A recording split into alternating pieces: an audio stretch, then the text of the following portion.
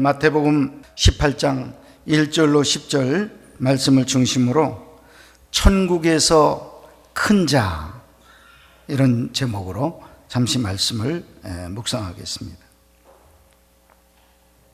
나이지리아라고 하는 나라가 있습니다.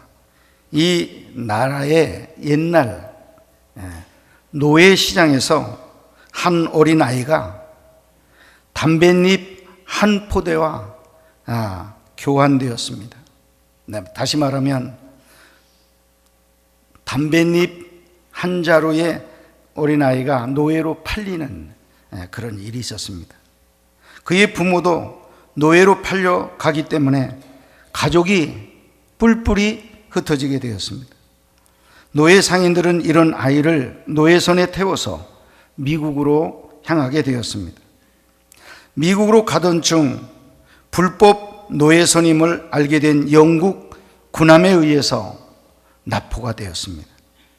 군함의 군목은 수백 명의 노예들 속에서 총명하게 보이는 그 어린아이를 발견하였습니다. 그리고는 그를 양자로 삼았고 미국에 데려가서 철저한 신앙교육과 그리고 말씀 교육을 시키게 되었던 것입니다. 그 후 30년의 세월이 흘렀습니다. 어느 날 나이지리아 그 나라 교회에 최초의 감독 취임 예배를 드리게 되었습니다. 취임하는 감독은 세계적인 성서학자이며 민족의 지도자인 사무엘 크로우더라고 하는 목사님이 최초 감독으로 취임을 하게 되었습니다. 그런데 그가 누구였느냐? 30년 전에 노예선에서 군목에게 양자로 선택을 받았던 그 어린 아이였다 하는 것입니다. 세상에서 가장 불행했던 한 어린아이가 훌륭한 양부모를 만나 위대한 사람으로 성장한 특별한 예였던 것입니다. 이처럼 한 어린아이의 인생이 어른들이 어떻게 대하고 어떻게 가르치느냐에 따라서 완전히 달라질 수 있다는 것입니다. 노예처럼 대하고 그렇게 교육을 시켰다면 노예로, 그러나 왕처럼 정성껏 하나님의 말씀과 기도로 훈계로 정성껏 길렀다면 그런 위대한 자로 변하게 되어진다 하는 것입니다. 위대한 사람이 될 수도 있고 전혀 쓸모없는 인간이 될 수도 있습니다. 사랑하는 여러분, 여러분의 가정의 자녀들, 또 자녀들이 다 이미 성장했다면 여러분들의 손자들 어떤 모습으로 장차 인생을 살아가기를 원하십니까? 정말 세상에서나 하나님 나라에서 큰 자로 살기를 소원하십니까? 그렇다면 여러분의 가정의 자녀들을 정말 지금서부터라도 기도하시면서 정성껏 양육하고 그리고 훈계하고 주의 말씀으로 교육시켜야 그런 인물이 나올 수 있다는 사실 마음속에 다시 한번 새기시기를 바랍니다.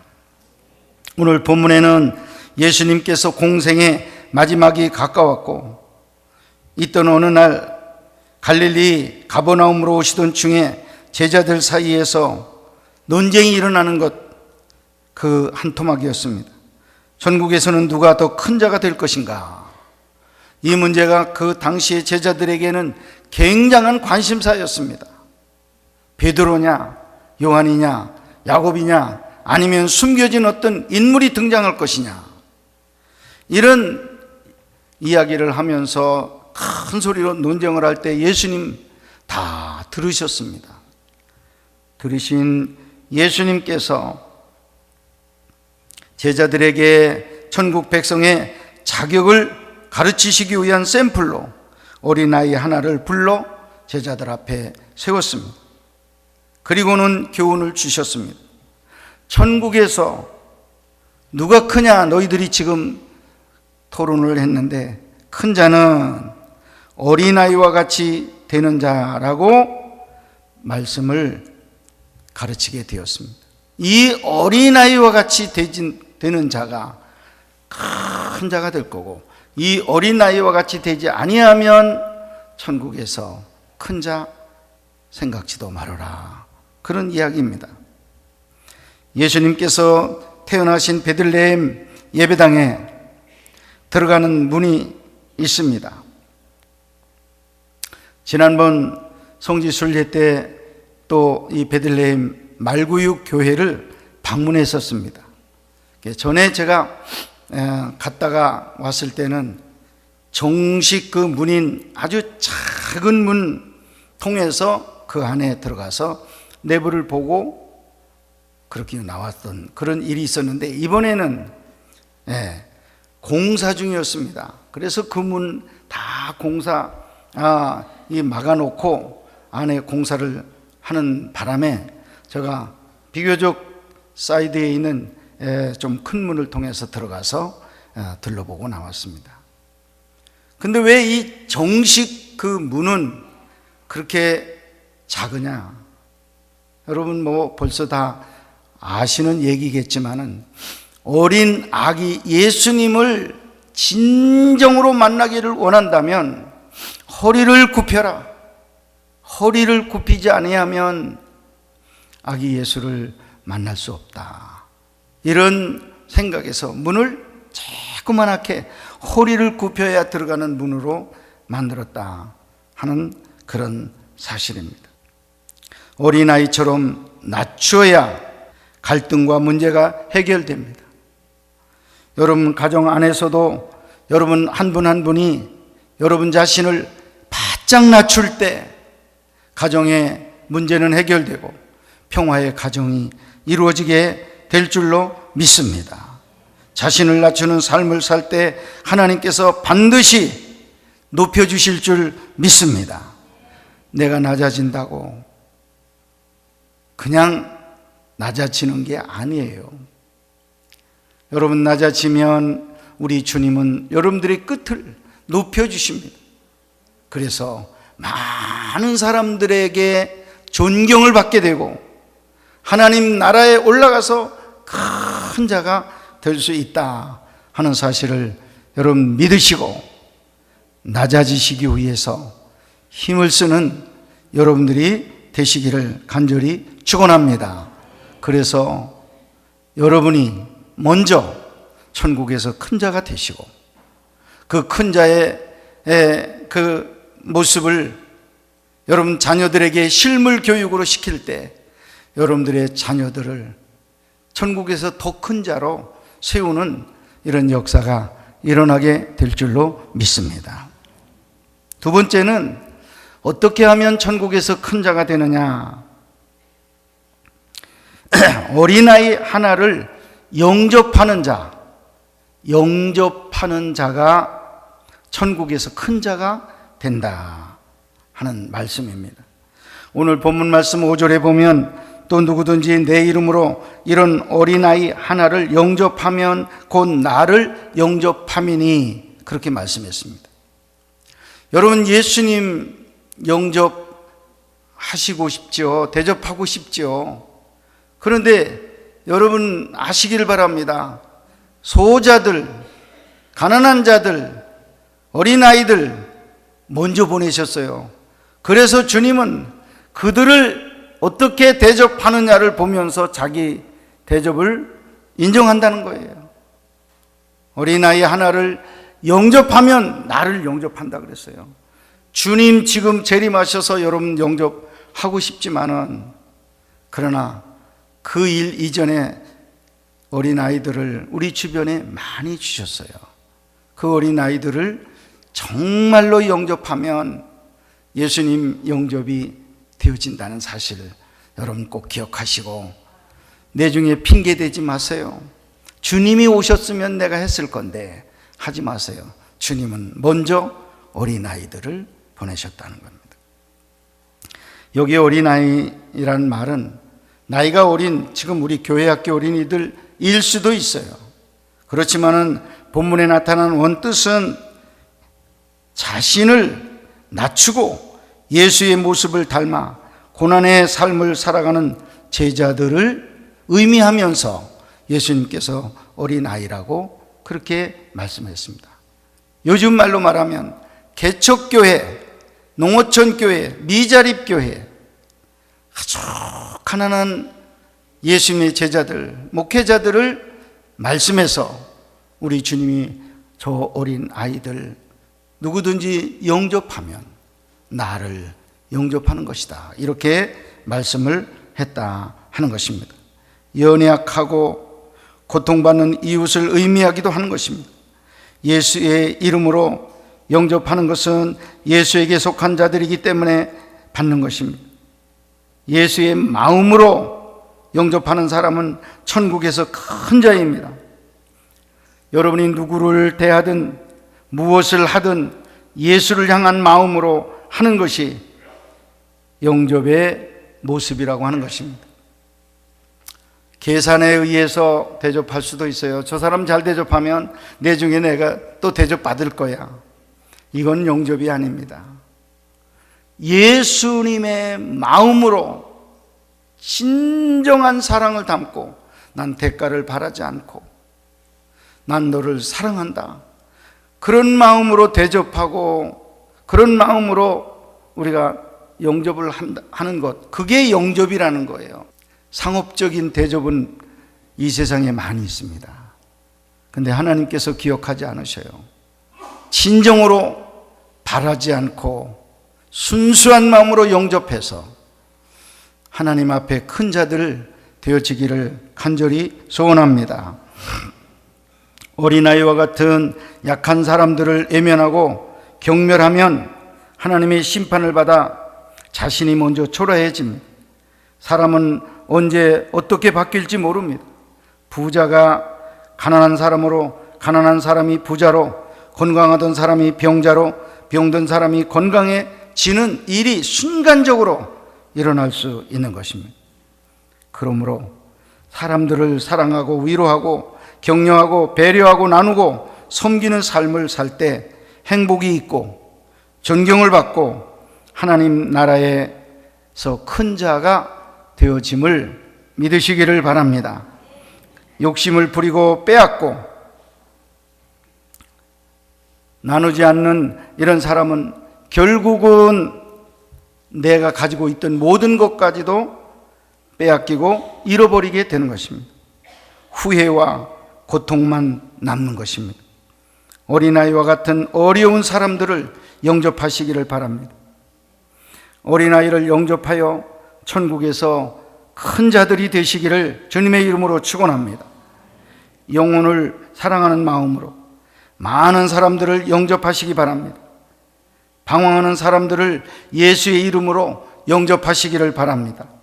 다음 주일 방황하는 영혼들, 여러분의 따뜻한 영접을 통해서 구원을 이룰 수 있도록 여러분 기도 많이 하시기를 바랍니다. 어떤 사람이 지혜로운 사람, 지혜자를 찾아가서 제자가 되었습니다. 3년 동안 따라다녔지만은 특별한 지혜의 말을 가르쳐 주지를 않는 거예요. 그래서 답답해서 선생님, 3년이 지났습니다. 뭔가 좀 가르쳐 주세요 하고 선생님에게 말했답니다. 그러니까 선생님이 알았다 하면서 질문 하나를 하게 되었는데 이런 질문이었습니다. 저 돌벽 저 뒤에 금괴가 여러 개가 있는데 어떻게 하면 금괴를 손에 넣을 수 있겠느냐, 그런 질문이었습니다. 그러니까 그거야, 다이너마이트를 갖다가 벽에다 대고 터뜨리면 쪼개지고 그 안에 있는 금괴가 나올 것입니다. 그 손에 잡으면 되죠. 그렇게 다이너마이트로 파괴해서 얻는 법을 얘기했습니다. 그때 그 지혜자가 제자에게 다시 한번 묻겠다. 두 번째 질문을 했습니다. 그러면 독수리 알이 있는데 이 독수리 알 안에 있는 이 생명, 다시 말하면 독수리 새끼를 이 알에서 얻고 싶은데 어떻게 하면 얻을 수 있겠느냐 하고 물었다고 합니다. 그랬더니 다이너마이트 갖다가 달걀 깨면 아무것도 못 얻잖아요. 이제 대답을 합니다.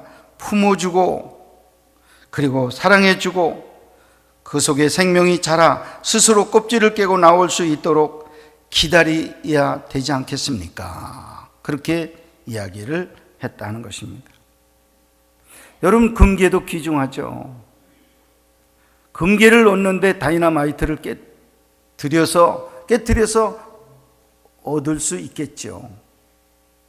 그런데 금괴보다도 더 중요한 생명을 여러분들이 품에 안고 얻으려고 한다면 다이너마이트 가지고는 안 됩니다. 여러분, 이 알에 들어있는 생명을 얻는 그때처럼 여러분 무던히 품어주셔야 돼요. 그리고 사랑해 주시고 그 속에 있는 그 병아리가 나오는 데까지 기다려주는 그런 부모들이 되실 때 어린 자녀들 가운데 정말 위대한 자가 나올 수 있다 하는 그런 교훈입니다. 여러분, 지금 자녀들 실수하고 잘못된 그런 일에 대해서 다이너마이트 가지고 대들고 있는 그런 부모들 혹 없으십니까? 여러분, 품어주십시오. 품어주십시오. 넓은 품에 품어주세요. 사랑해주세요. 기다려주시기를 바랍니다. 그러면 그 안에서 위대한 생명이 태어나게 될 줄로 믿습니다. 사람들은 비평하기를 좋아합니다. 남을 비난하면 신이 납니다. 마치 망치를 들고 달걀을 깨는 것과 같습니다. 생명을 살리려는 목적으로 비평한다지만 실제로는 생명의 역사는 없습니다. 비판 잘하는 것이 똑똑하다는 증거라고 생각하면 결코 안 됩니다. 비판으로는 절대로 생명의 역사가 나타나지 않습니다. 품어주고 영접하는 사람이 필요한 시대입니다. 믿으시면 아멘 하시기 바랍니다.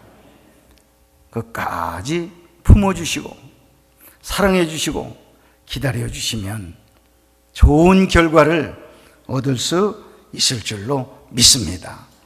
마지막으로 세 번째, 어떻게 하는 것이 천국에서 큰 자가 되는 길이냐?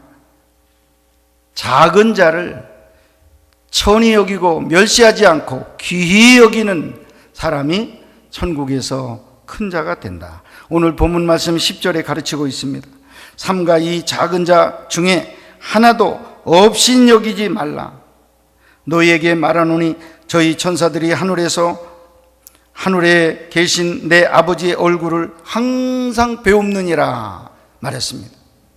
여러분들이 무시하는 그런 어린 아이들, 거지, 그런 불량배들 우리가 이렇게 무시하고 없인 여길 수 있어요. 그런데 그 아이들, 천사들이 하나님 앞에 늘 하나님의 얼굴을 뵙고 고한다는 거예요. 우리 아무개가 지금 멸시를 받았다. 하나님께 고하는 거예요. 아무개가 지금 발길질 당했다. 아무개가 지금 욕을 진탕으로 먹었다 하고 천사들이 하나님 앞에 고할 때 하나님 그 마음에 기쁨이 사라진다는 거예요. 그러므로 멸시하고 천대하는 일이 아니라 아무리 적은 존재라 할지라도 여러분은 그 존재를 하나님의 생명을 나눈 존재로, 하나님의 사랑이 아직도 그 아이에게 있다는 생각을 가지고 여러분들도 사랑해주고 여러분들도 존귀하게 여길 줄 아는 거예요. 하나님의 마음으로 존귀하게 여기면 하나님께서 저를 큰 자로 세워주신다. 그런 말씀입니다. 믿으시면 아멘 하시기 바랍니다. 하나님을 사랑하는 성도는 반드시 작은 자를 사랑하고 섬겨야 합니다. 작은 자에게 하는 것이 곧 하나님께 하는 것입니다. 작은 자를 사랑하는 자가 천국에서 큰 자가 된다 하는 것입니다. 오토 다케라고 하는 사람, 오체불만족이라고 하는 책이 있는데, 와세다 대학 정치학과 4학년이었던 그는 선천적 사지 절단증이라고 하는 그 병을 가지고 있었습니다. 그래서 태어날 때부터 이 사람은 팔다리가 10cm 정도밖에 안 되는 그런 몸이었다고 합니다. 이 전체가 10cm, 다리 전체가 10cm. 그러니까 이제 팔이 없는 거나 마찬가지예요. 그러나 그는 10cm밖에 안 되는 팔로 농구를 하고 야구를 하고 축구를 했다고 합니다. 또 겨드랑이로 턱걸이도 하고 전동 휠체어를 타고 온 동네를 다니면서 밝게 살았다고 합니다. 그러면서 그가 하는 말, 나는 행복과 장애 사이에는 아무런 관계가 없다. 이걸 믿는다. 그렇게 말을 했다는 거예요. 행복과 장애와는 아무런 관계가 없다. 우리 교회 장애우들 잘 들으시기 바랍니다. 나는 이러기 때문에 불행하다. 그러지 마세요. 행복할 수 있어요. 누구나 행복할 수 있어요. 장애자도 행복할 수 있어요. 관계 없다는 거예요. 그런데 이렇게 밝게 사는 이 사람, 이유가 있었는데 어떻게 이렇게 밝게 사느냐, 긍정적으로 사느냐, 그 이유는 부모가 그를 귀하게 키웠기 때문에 그렇다. 그런 결론을 냈다는 거예요. 여러분, 생김새가 이상하게 생기고 그렇게 정말 엄청난 장애를 입고 태어났는데도 부모는 귀하게 자식을 길렀다는 거예요. 귀하게 사랑해주고 또 사랑해주고 귀하게 길렀더니 그렇게 밝은 아이가 됐다는 거예요. 세상을 밝게 보고 긍정적으로 살아가는 그런 아이가 되었다 하는 것입니다. 하나님의 뜻은 우리 자녀들이 천국에서 가장 큰 자가 되는 것입니다. 믿으시면 아멘 하세요. 세상에서만 큰 자가 되기를 바라지 마시고 하늘나라에서 큰 자가 되도록 자녀들을 잘 가르치시기를 바랍니다. 그럴 때 하나님께서 온전히 세워 가실 줄 믿습니다. 오늘 어린이 주일을 맞이했습니다. 자녀들이 하나님의 축복을 받도록 신앙으로 성장시키기를 바랍니다. 천국에서 가장 큰 자가 되어야 합니다. 그러기 위해서 자신을 낮추는 겸손이 있기를 바랍니다. 지극히 작은 자를 예수의 이름으로 영접해야 합니다. 그리고 작은 자를 귀하게 여김으로 천국에서 먼저 여러분이 큰 자가 되시고 큰 자의 모습을 보고 자란 여러분들의 가정의 자녀들이 여러분들보다도 천국에서 더 큰 자 되어지는 놀라운 은혜가 함께 하시기를 간절히 축원합니다.